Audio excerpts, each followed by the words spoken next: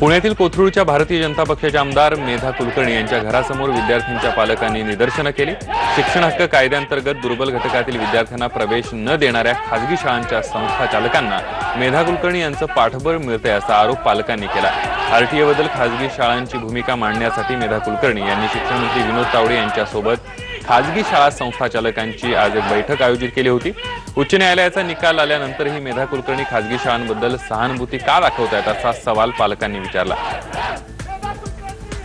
गेल्या शुक्रवारी सेवासदन साध्या शाळेमध्ये येथील स्थानिक आमदार मेधाताई कुलकर्णी यांनी पालकांना आणि येथील प्रशासनाला विश्वासात न घेता न विचारता इथल्या शिक्षण संस्था चालकांची मीटिंग लावली आणि त्यामध्ये त्यांनी आता वैयक्तिक निर्णय घेतला की या सर्व शिक्षण संस्था चालक आणि आपले एज्युकेशन मिनिस्टर माननीय विनोद तावडेजी यांच्याशी वैयक्तिक मीटिंग करायची आणि संस्था चालकांचे प्रश्न मांडायचे तिकडे। शिक्षण मंडळाने अतिशय चुकीच्या पद्धतीने त्याचं प्लॅनिंग केलं आणि हे मिसमॅनेजमेंट जे आहे ह्याच्यामुळे पालकांचेही हाल होत आहेत आणि शिक्षण संस्थांचे सुद्धा हाल होत आहेत। तर माझी भूमिका ही मध्यस्थाची भूमिका आहे आणि ह्याच्याकडे बघण्याचा जो पालकांचा दृष्टिकोन आहे तो थोडासा सुधारण्याची आवश्यकता आहे। मुळामध्ये ज्या शाळांमध्ये आता आरटीई खाली ऍडमिशन्स होऊ शकत नाहीत अशा शाळांची पत्र देऊन शिक्षण मंडळाने खूप मोठ्या प्रमाणात घोळ केलेला आहे।